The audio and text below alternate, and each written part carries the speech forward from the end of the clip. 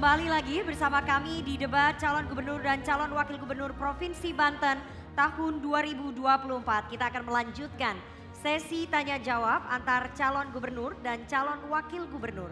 Dan sekarang calon gubernur nomor urut 1 akan bertanya kepada calon gubernur nomor urut 2. Dan perlu kami ingatkan kembali untuk para pasangan calon yang akan melakukan tanya jawab ini harus sesuai dengan tema debat, yaitu peningkatan kesejahteraan masyarakat dan akselerasi pembangunan berkeadilan di Provinsi Banten.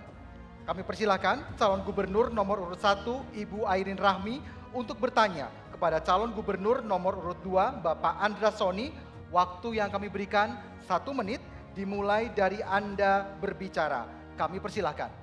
Ya, baik, terima kasih Pak Andra. Berdasarkan data dari Bappenas mengenai eBay Indonesia Blue Economy Index, bahwa Provinsi Banten itu sekitar 20 poin lebih. Di bawah rata-rata nasional sekitar 40 poin lebih. Bagaimana langkah Pak Andra untuk bisa meningkatkan agar eBay di Banten bisa minimal sama dengan nasional, bahkan lebih daripada tingkat nasional? Selanjutnya kami persilakan kepada calon gubernur nomor urut 2 untuk menjawab pertanyaan dari calon gubernur nomor urut 1. Waktu yang kami berikan 3 menit setelah Anda berbicara. Silakan Bapak Andra Soni. Ya, harus kita akui 3 kaki itu diantaranya adalah birokrasi, oknum birokrasi yang bejat. Kedua adalah oknum pengusaha white collar crime yang bejat. Yang ketiga, nah apalagi kalau 2 ini bersekongkol ditambah dengan oknum penegak hukum, maka ini akan bermasalah. Maka oleh sebab itu negara ini akan maju, kuncinya adalah makan roti pakai keju, duduknya di kayu jati. Kalau Banten mau maju, Andra Demyati. Oke, hadirin dimohon tenang. Sekali lagi hadirin, tenang, kami para harap pendukung. untuk tenang. Mohon tenang, kami Mohon mohon tenang, untuk mohon tenang, tenang. sehingga kami bisa melanjutkan ke sesi selanjutnya. Mohon tenang. Selanjutnya, sekali lagi kami mengingatkan bagi para hadirin, para pendukung yang hadir di ruangan ini, jika tidak bisa mengikuti tata tertib untuk menjaga ketenangan, kami memiliki kewenangan untuk mengeluarkan Anda dari ruangan ini. Selanjutnya kita masuk ke pertanyaan keempat yang akan ditujukan kepada calon wakil gubernur nomor urut 1 Bapak Ade Sumardi. Dan kami persilahkan kepada panelis Bapak Yanu Setiawan SHMH untuk mengambil subtema di dalam fishbowl. Dan setelah diambil silakan diperlihatkan ke kamera dan juga hadirin serta kepada moderator.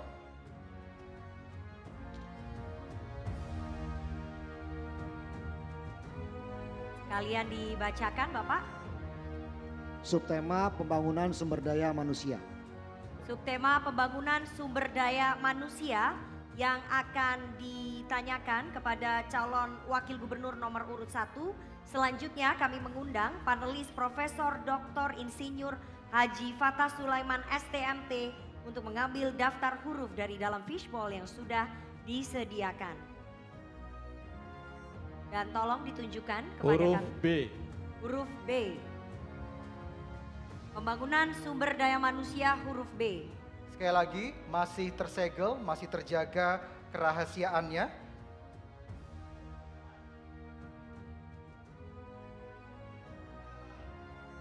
Pertanyaan untuk calon wakil gubernur nomor urut 1 Bapak Ade Sumardi. Sekali lagi pertanyaan hanya akan dibacakan 1 kali dan tidak akan diulang. Beberapa daerah perkotaan seperti kota Cilegon telah menunjukkan kemajuan dalam pengelolaan sanitasi dan akses air bersih. Namun daerah pedesaan lain masih menghadapi tantangan terkait akses air bersih dan sanitasi yang layak. Dari data BPS, cakupan akses air minum layak di Banten hanya mencapai 84,21%. Sementara akses terhadap sanitasi layak berada pada angka 82%, masih belum memenuhi target nasional dan tujuan pembangunan berkelanjutan. Keterbatasan ini berdampak pada kualitas kesehatan masyarakat dan standar hidup layak secara keseluruhan. Pertanyaannya, strategi apa untuk memudahkan akses sanitasi dan air bersih yang setara serta mempercepat pencapaian target SDGs di bidang sanitasi dan air bersih? Waktu yang diberikan selama 3 menit dan dimulai saat Anda mulai berbicara. Silakan. Oke, terima kasih. Perlu kita ketahui bahwa kesehatan masyarakat itu adalah hak warga negara. Berarti di situ ada kewajiban negara. Kalau negara ini tidak memperhatikan, maka secara otomatis itu ada kezaliman. Bagaimana soal sanitasi? Maka mari kita lihat. Contoh misalkan ketika persoalan sanitasi ini masih banyak di Provinsi Banten, kita akan lihat daerah mana yang sanitasinya belum memadai. Maka di situ harus ada political will, niatan baik dari seorang pemimpin. Bagaimana itu konsen untuk memperbaiki sanitasi itu. Kita ambil contoh di daerah Banten Selatan. Di situ juga terlihat kita banyak sungai yang sangat luar biasa. Juga di situ merupakan potensi bagaimana ini agar kita mengatasi masalah sanitasi. Tinggal kita bagaimana pemerintah provinsi mendorong agar sanitasi itu bisa teratasi dengan sebaik-baiknya dengan potensi yang ada. Tinggal ini bagaimana politikal dari kita, niatan baik dari kita. Selain itu juga ingat bagaimana jamban komunal kita dorong, bagaimana kesehatan juga masyarakat juga kita dorong. Sehingga bukan hanya jamban tapi bagaimana juga puskesmasnya juga tingkatkan, yang awalnya ini juga bisa jadi puskesmas rawat inap. Jadi artinya bahwa semua itu kita lakukan, termasuk bagaimana juga pendidikan kepada rakyat bahwa pentingnya sanitasi, sehingga tidak ada lagi rakyat yang datang ke kebun hanya karena membuang BAB. Nggak bisa, Pak. Ini harus bagaimana kita melakukan hal seperti itu. Ini real dan nyata. Dan kami sudah 1.500 desa yang kami kunjungi. Keluhannya itu sangat luar biasa, Pak. Kami tahu persis apa yang kami lakukan. Jadi kami ngomong di sini, kami bicara di sini, ini bukan ngarang. Tapi kami ini adalah sesuai dengan temuan-temuan kami di lapangan. Ibu Arin sudah sekian ribu desa. Saya juga sama, sudah sekian ratus desa saya kunjungi.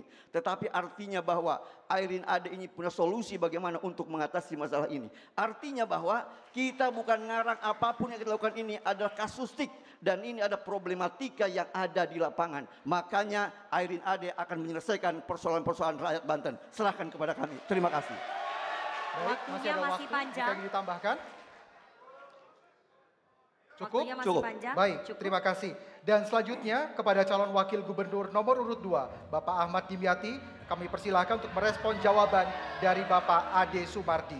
Waktu yang kami berikan 1 menit 30 detik dimulai saat Anda berbicara. Dalam menghadapi Millennium Development Goals, MDGs, diperlukan Human Resource Development, sumber daya manusia yang handal. Maka oleh sebab itu sumber daya manusia yang handal ini harus dimulai dari pendidikan.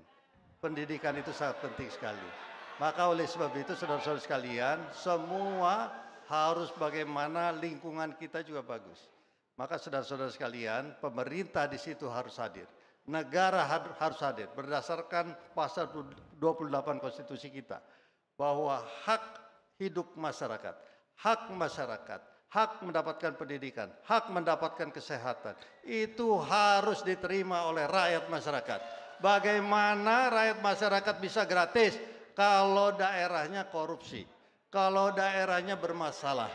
Maka oleh sebab itu saudara-saudara sekalian, daerah-daerah yang ketimpangan seperti Pandeglang, Lebak, dan sekitarnya itu perlu dukungan Provinsi Banten.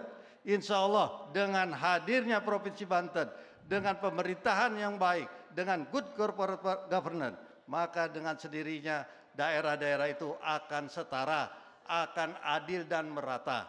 Ini harapannya.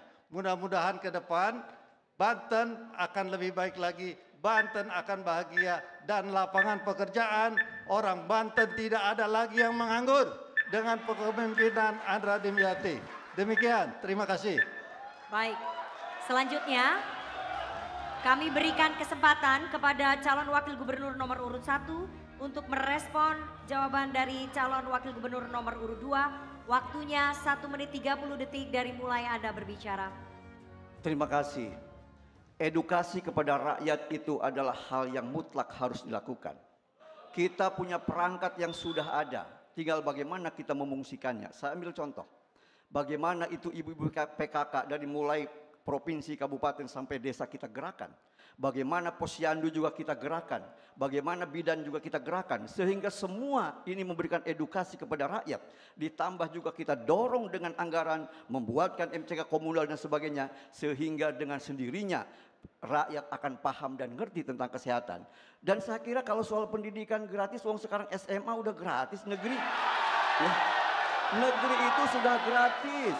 Negeri sudah gratis, yang belum gratis itu adalah swasta. Makanya swastanya kita subsidi. Maka untuk itu sampai bagaimana juga kita memberikan juga beasiswa kepada siapa? Beasiswa kepada pondok-pondok pesantren juga kita lakukan seperti itu. Jadi semuanya soal pendidikan emang sesuatu yang memang harus kita lakukan dari mulai pendidikan formal dan juga sampai pendidikan pondok-pondok pesantren. Semuanya itu akan kita lakukan sehingga Banten menjadi tamannya ulama. Insya Allah itu akan terkabul. Terima kasih doanya. Terima kasih. Baik, waktunya masih ada Bapak, ingin menambahkan? Cukup. Baik, terima kasih untuk kedua calon wakil gubernur atas jawaban, respon, dan tanggapan yang diberikan.